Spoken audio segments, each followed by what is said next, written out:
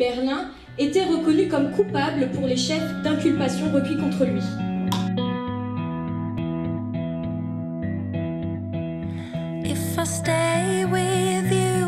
Celui dont de nombreuses personnes pensaient qu'il avait péri au sein de la fabrique de la monnaie et du timbre à Madrid, abattu par les forces de l'ordre, s'était en réalité réfugié au cœur même de la ville dans laquelle nous nous trouvons actuellement, Lille. Les faits reprochés à M.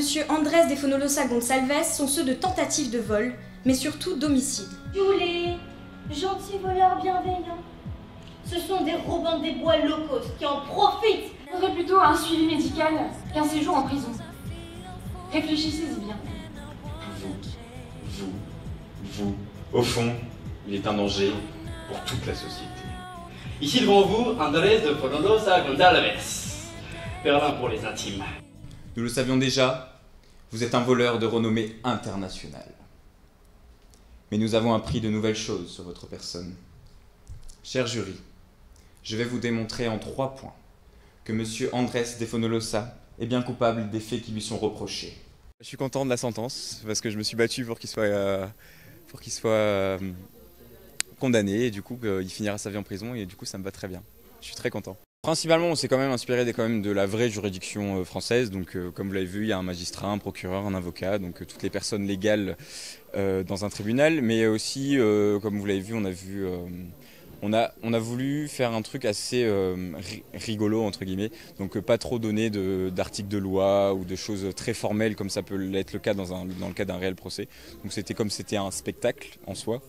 Donc on s'est dit qu'on voulait mettre un peu ça sous le ton de l'humour, même si on a dû caler quelques petites références au monde juridique, mais voilà, donc c'était plus sous le ton de la comédie.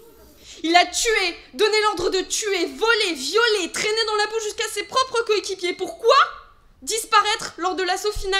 Faire croire à sa mort sans payer ses crimes et en commettre d'autres?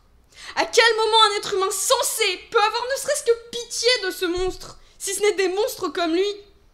Le procès fictif se démocratise justement parce que nous trouvons que la justice et surtout le droit, en particulier à l'Université de Lille, n'est pas assez démocratisé. Le droit aujourd'hui, dans toutes les licences et même en master, fait plutôt peur, effraie beaucoup. Donc aujourd'hui, le procès fictif, c'est donner des clés.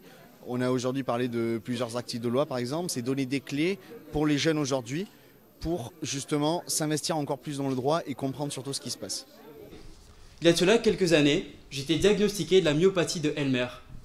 Une maladie qu'avait aussi ma mère. Les médecins m'ont donné 3 ans à vivre. Mais me voici toujours entier devant vous, prêt à botter le cul de ce système. Ça se prépare déjà en essayant de voir un petit peu les profils qui pourraient fonctionner avec les personnes qui doivent être représentées dans le cadre du procès.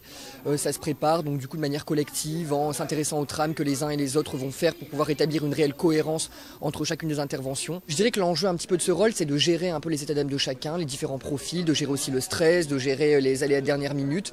Mais pour autant, quand on voit le produit fini, c'est un rôle qu'on prend plaisir à faire. Enfin, moi je sais que pour ma part, l'art oratoire, c'est quelque chose qui m'a toujours passionné. Donc c'est beaucoup de plaisir, beaucoup de travail, mais quand on voit les rétributions, on se dit que que le jeu en vaut la chandelle. Merci à eux, merci aux comédiens, merci à Hassan, merci à Sophia, c'est ça, à Aline, Louison, Odile, Inde, Margot, Oscar, Benoît et Louise, merci à eux.